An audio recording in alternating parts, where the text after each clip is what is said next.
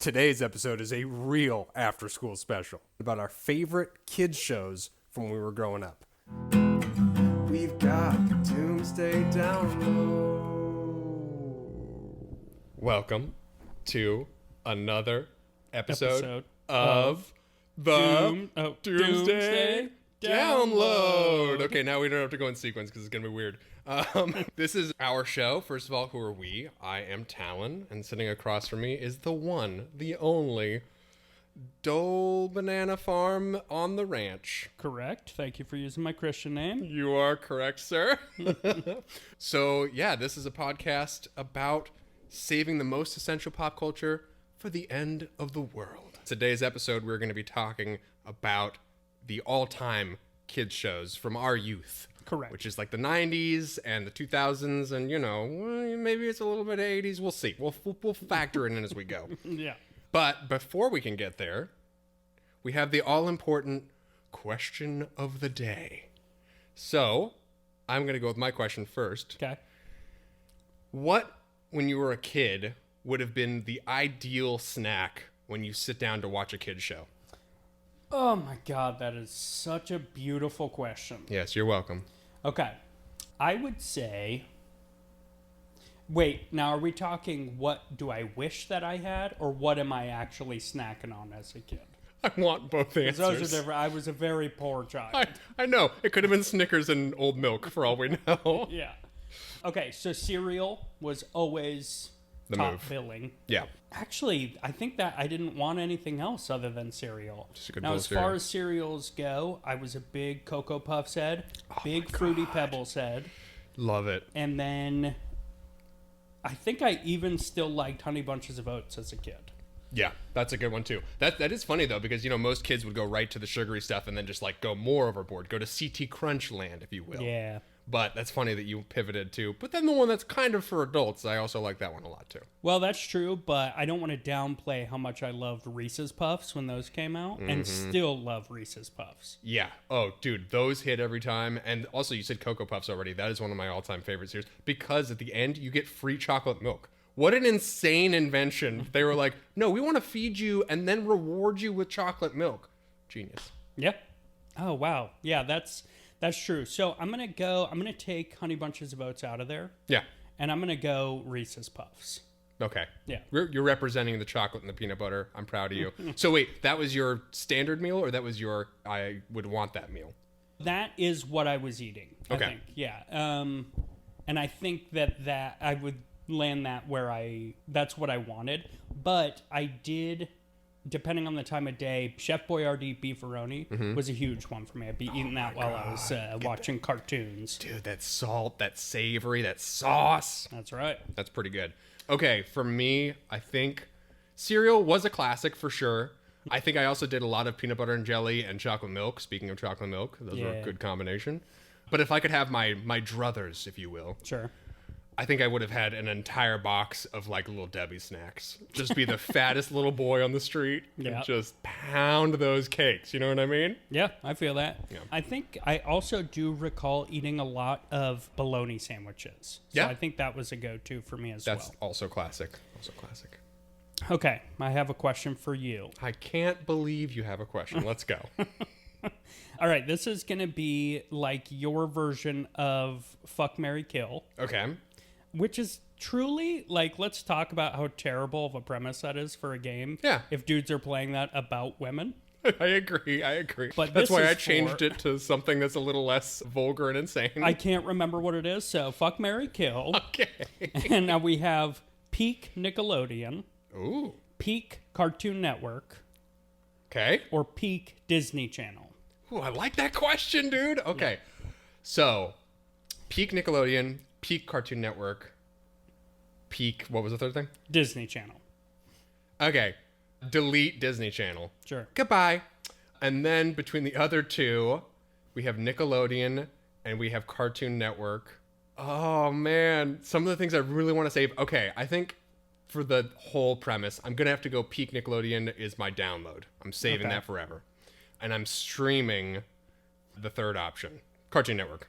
Okay. Yeah.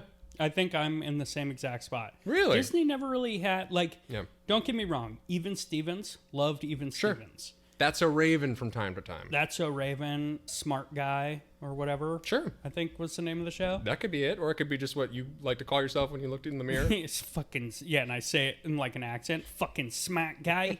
Yeah, it had some shows, but nowhere near the other networks. No, not at all. Okay, so you're downloading Nickelodeon, Yeah. you're fucking Cartoon Network, Sure.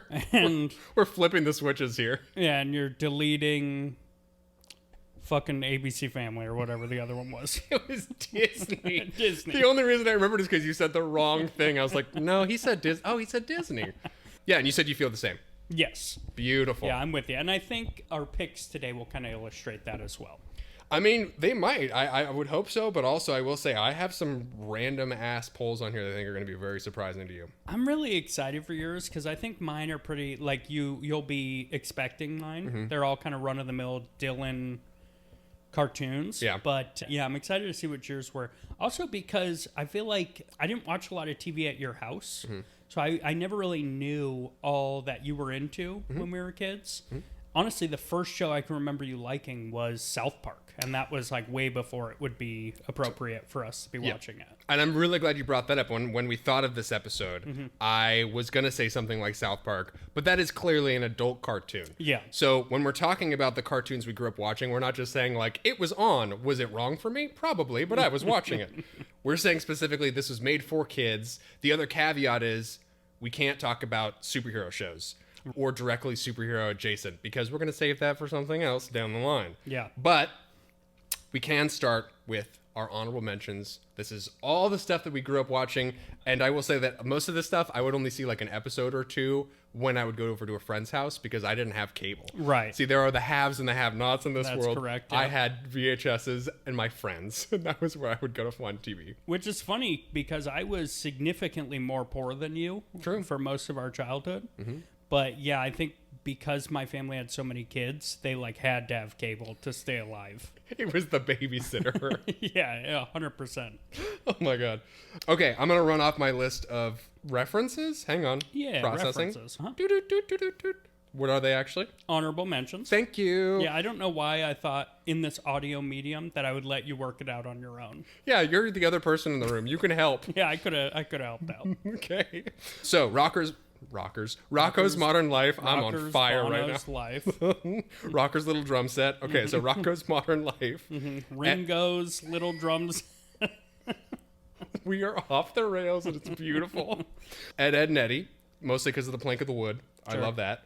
Angry Beavers. That was close to making my list. Goosebumps. That's a good one. Yeah. Kablam. Courage the Cowardly Dog. Wishbone, again, because the theme song is fucking amazing, and I love it to this day. And then the last one also almost made my list, Zaboomafoo. Zaboomafoo, that's a great one. Oh my God, I love that show. I'm currently adding something to my list, and it's not something you said, so no spoilies. Wow. Okay, I have a few honorable mentions here. Okay. We got Cat Dog. Good one. Very nearly made the list for me. Rugrats, which I went back and watched some Rugrats recently. Fucking holds up, man. It's actually some great writing for that show. Dinosaurs. Oh, I love that. See, I would think of that as like a family show, but I do love that show. Oh my God, dude. Okay, well, let's not just tear down my picks. These are honorable mentions, That's so true. fuck off. Hey, I want to build you up. I am saying I love the thing you said. No, it's an insult somehow. Fuck you. We're fighting. Yeah, and then we have Are You Afraid of the Dark? Yep, which is similar to Goosebumps. I almost had that on my list, but it felt like a double up. See, yeah, and I think I watched a lot more Are You Afraid of the Dark? I know, I'm just kind of a cool dude. There's that one show, I couldn't remember the name of it. It's like the Secret Life of Alex Mack. Alec Mack. No, this sounds made up. I thought you were saying The Sweet Life of Zach and Cody, so this is something totally different. No, not that. Not SLOZC. You have a shorthand for it. No, so Secret Life of Alex Mack, it was about this girl who could turn into like this weird like Capri Sun liquid. And so she'd like use those powers to like survive middle school or some shit. I don't know, but I had such a big crush on her. Okay. And I remember I had a dream about her when I was in like middle school or something, or elementary school. Damn, she which did just it. further like solidified my crush on her. Yeah. It was do you remember 10 Things I Hate About You? Yeah, I mostly remember Heath Ledger's in that, right? Yeah. Yeah. Okay, so you're not going to know who this person is, but it's Joseph Gordon-Levitt's love interest, Bianca, in 10 Things I Hate About You. Is the same girl from the show? That's the actress. You would recognize her. I think she was big in like the 90s, early 2000s, at least as far as like kids stuff went. Yeah. But yeah, loved that show. Then we have Bear in the Big Blue House. I thought about that one too. I love it. Yeah. So I have a niece who's 5, a nephew who's 3. Yeah. And we watched it with them recently when we were visiting. And it is such a like pleasant show, so positive, which all kids shows should be. Yeah. Yeah, and it's a very sweet show to go back and visit. Obviously, it's not an interesting show, you know? Like, me as an adult, I'm not that interested in having a tour of this giant Puppet Bear's house. Yeah, you're sleepy. Yeah, you know, and I don't need to have him sing to the moon at the end. It's not that much of a comfort to me, but it is a nice little sentiment there. Yeah. And then Out of the Box, which... Yeah. Great theme song. Yeah, it gets an honorable mention. 1, because of the theme song. 2, just because it was kind of an iconic show when we were younger. Yeah. But it also should go on my shit list because it really gave me an unrealistic expectation of cardboard box forts. Yeah, I would say that and a particular episode of SpongeBob are maybe single-handedly responsible for kids not trusting cardboard boxes and the power of them. Yeah, dude. And the power of imagination... Mine was fucked after that episode of SpongeBob. Yeah, 100%. Okay, so that is our run-through of honorable mentions. Number 5, you ready for this? Yes. Ren and Stimpy.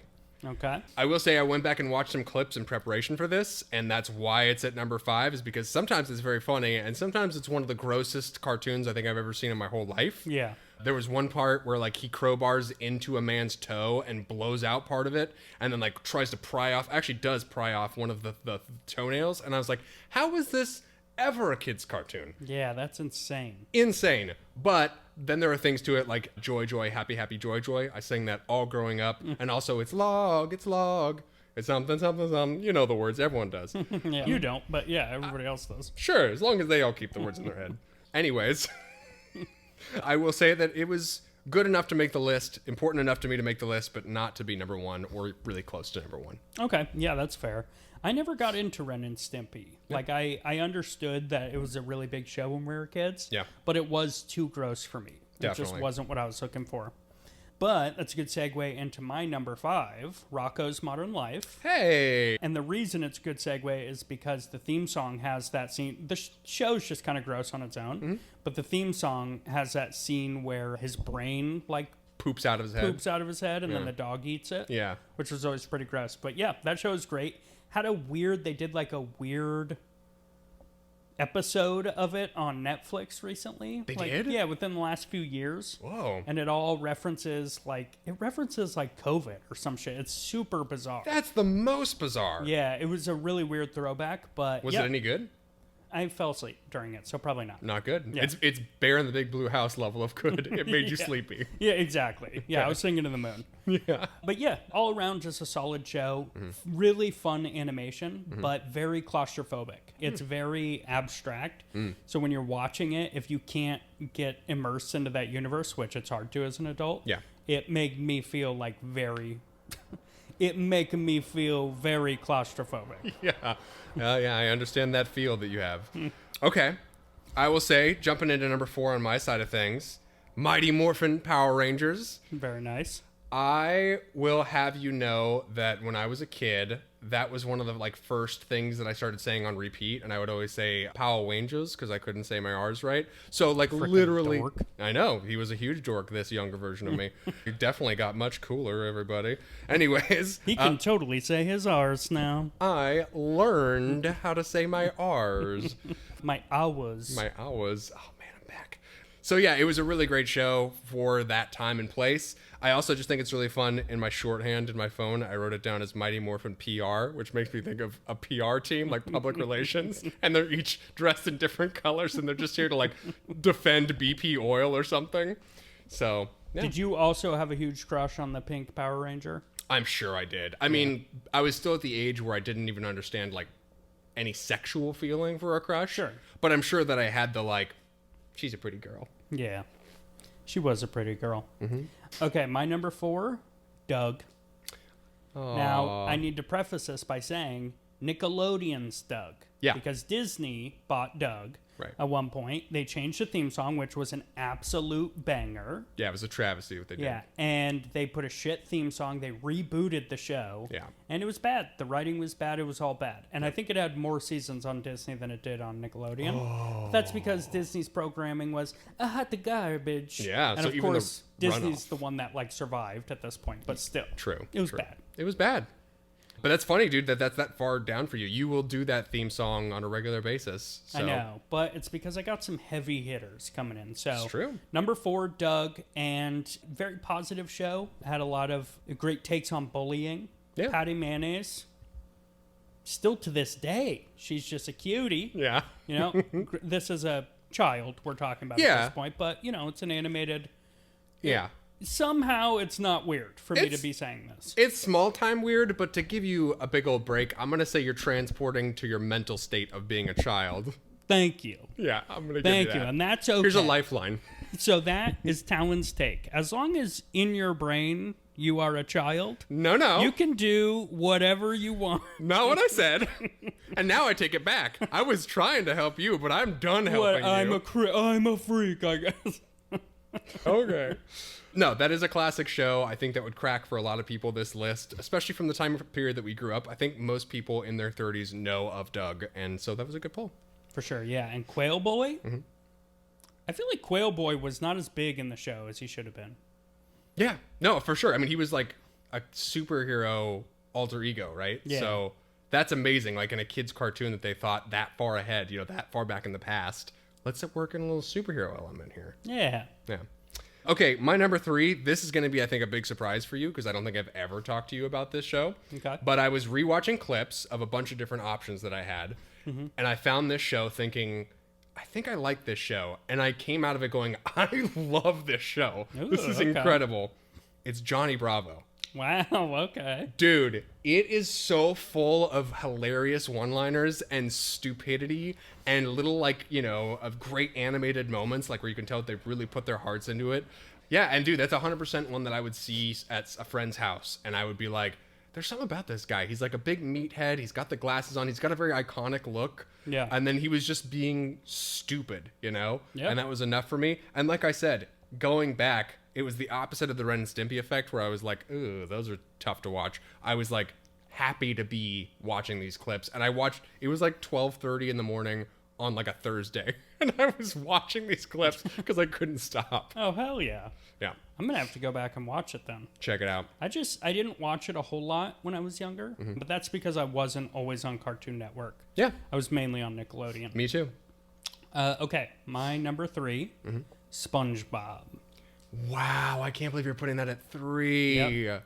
Now, it made the list because we cannot downplay the importance of SpongeBob in our childhoods and just Massive. like the world. Yeah. It's just one of the biggest cartoons of all time. Yeah. And it was so good. Like, I've seen more recent episodes of it. Granted, I'm older now, but I feel like it lost a lot of its charm. Yeah. But the humor was so good in the first few seasons. Still a joy to go back and watch it. We had the pleasure of introducing our niece and nephew to it. Oh, cool. And that was fun. Yeah, loved it. At least I think we did. Maybe we didn't. I don't know. Yeah. I don't know. Take that whole story, throw it in the trash. Yeah. I'm going to have more to say about SpongeBob at a later pick. Okay. Well, you're next. Oh, then I'm next. Okay. I will jump into my number 2. Now, this was tough. My number 1 and number 2, I had some thinking, but honestly, my number 1 was pretty clear once I got it really locked into my head. So Scooby Doo is going to be my number Scooby 2 on this list. I love Scooby Doo, and you might be thinking to yourself, Scooby Doo came out in like the 1970s. That doesn't count as the 1960s. 1960s. Let's go back another decade. Yeah. That doesn't count for this list. You're wrong. For 2 reasons. Number 1, there was, of course, iterations of the show. Every 5 or 10 years, they reboot it, so it exists in all time. Also, literally, the 60s one is so iconic and timeless that it's in every kid's childhood. 400 years from now, I think the only cartoon that will still be shown to children might be Scooby Doo, because it's just had that decade after decade effect that no other cartoon has so far. That's true. So, I love it. It was one of the earliest impressions that I started trying to do was Scooby Doo and Shaggy. Those characters are all iconic, and the look of the show is one of a kind, and I just love it, man. Agreed. Yeah, it's a nice segue into my number 2, Scooby Doo. Oh!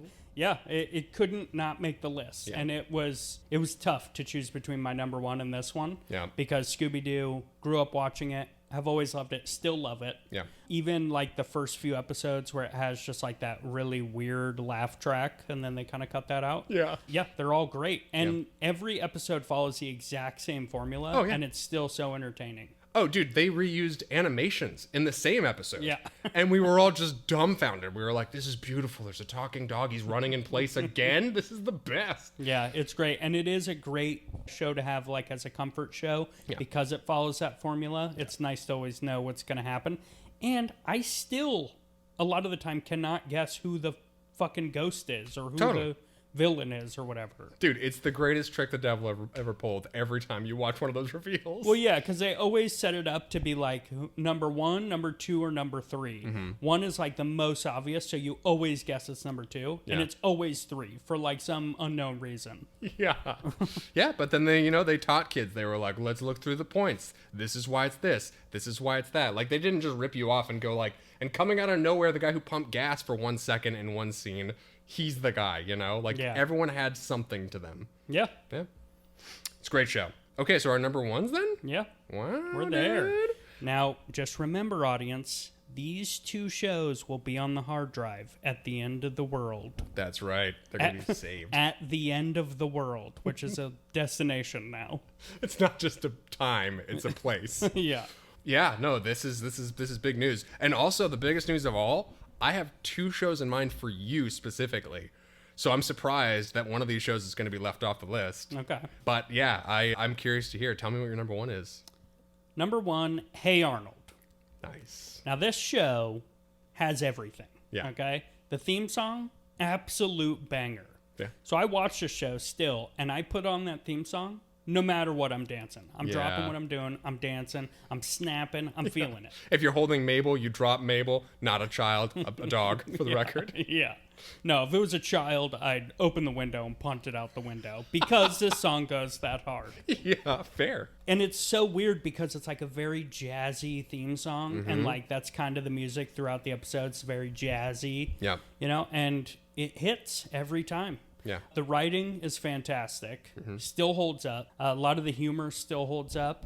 I'm going to ruin the show for a lot of people, but the show does not take place in New York City, which was a huge draw for me. Crazy. Yeah, that was a huge draw for me growing up. I thought it was, which most people do think it is, from what I found on the internet. So where is it set? Chicago? No, it's in Washington. It's supposed to be like the creator, Craig Bartlett. I think it's his version of Seattle. Or like Tacoma. That's supposed to be our Washington? West Coast Washington? Yep. Dude, that blows my mind. I know. It makes no sense. It doesn't. Just it feels call it New York. Icky when you're watching it, thinking Yeah. that it's Washington. Yeah.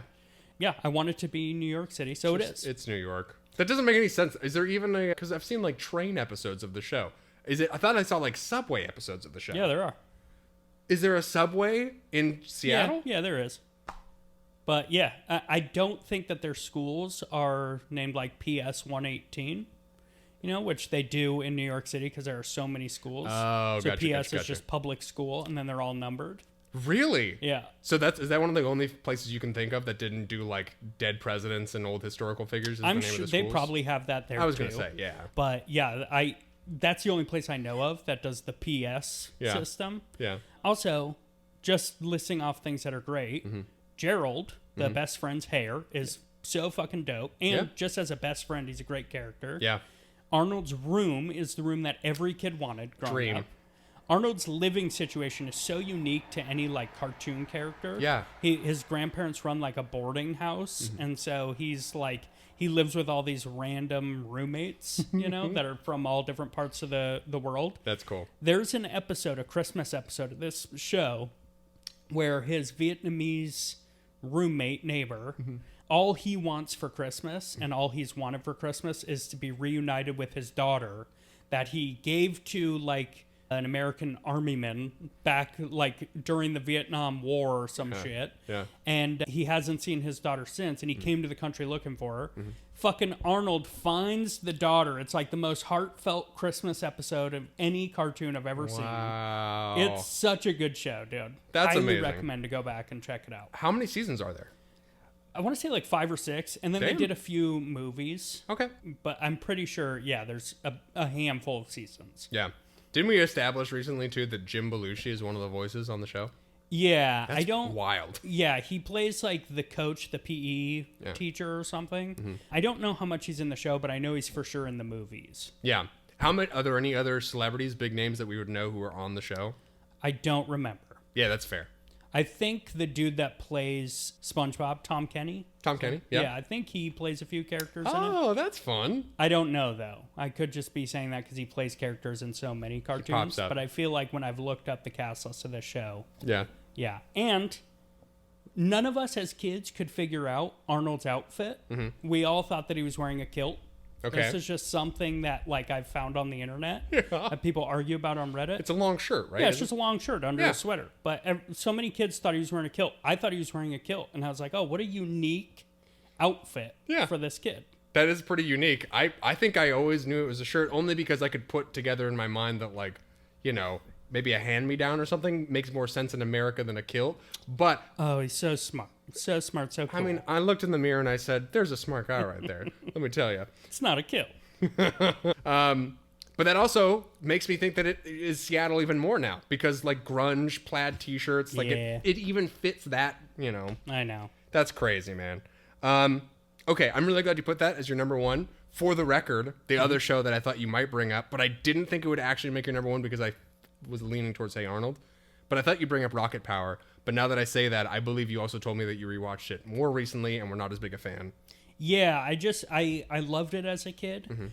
Going back and just checking it out recently, the writing is just kind of doo-doo, caca, poo-poo. Okay. And it just doesn't hit like it used to. I also thought that Rocket Power took place in Hawaii. No, it's like Southern California, isn't it? Yeah, well, you fucking knew everything. Okay? Knew everything. But I just made the assumption. You had the cable. How did you not know? I don't fucking know, dude. Because the dad's coworker goes, oh, mahalo all the time. And I thought he was Hawaiian. I think what really happened is you thought you were watching Rocket Power, but you'd fallen asleep to Bear in the Big Blue House. And then you were dreaming new details up about your other cartoons that were on in the background. Yeah, I thought I was watching Rocket Power, but it turns out it was just Gilligan's Island. Oh my God, I love Gilligan's Island. That's another episode, Tom. I know, it's another episode. But we have to get to my number one. That's right. Do you have any guesses? Is it SpongeBob SquarePants? You have a good memory. It is SpongeBob SquarePants. Okay, so we've talked about theme songs. One of the all-time memeable greatest theme songs. Yeah. Characters. Every one of those characters is unique and great in their own way. The performances are good. The drawings are fun and unique, and it feels like its own show, not just like another ripoff of some generic crap you've seen before. Yeah. And the shows are legitimately funny, man. Like, I don't even have to rewatch all the first season to know that, like, there are so many clips that can come up in common conversations with people where you're like, do you remember that moment? Do you remember that moment? And they bang, and they're all, like, pretty much in that first season. Like, all the bangers that you think of. Yeah. So it's amazing that this show came out and took the world by storm. And, dude, that it's doing that thing where it's like, we're 4 kids, but also we're going to work in, like, cross-dressing and stuff like that and be like, we're for adults, too. You should come watch this show because it's really fucking good. Yeah. No, I agree. And like I said, I don't think it has half the charm now that it used to. I think after the SpongeBob SquarePants movie, the first like big movie that had like David Hasselhoff, Keanu Reeves, like all these celebrity cameos, I think after that, the writing kind of went downhill. Yeah. But we probably also just kind of grew out of it at that point. But yeah, those first few seasons. And to your point, I recently went back and watched it when I was watching it with my niece and nephew. And yeah, all of the episodes we remember are like season 1 and 2. Yeah. It's nuts. It is so nuts, dude. I mean, everyone knows. If you're listening to this, you can see it anywhere you go on the internet. It's like, it's its own subclass of memes, you know? Like, that's how big it is. Yeah. Which is incredible. Also, it's funny that you picked out the SpongeBob movie as the turning point because I was thinking, like, the Goofy Goober must have been the trade-off where they were like, we're going to unlock this banger of a song, but to do it, we need to degrade in quality after. But we're going to make that exchange for people because the world needs this. Yeah, I think it just became more of a kid's show after the movie, you know, where before there was a lot of that charm for adults. Yeah. Yeah. But out of all the shows we talked about, dude, it's crazy to think that like that one is still going. It's on season like 19 or something. Yeah, true. I know. That show's going to go on forever. Yeah.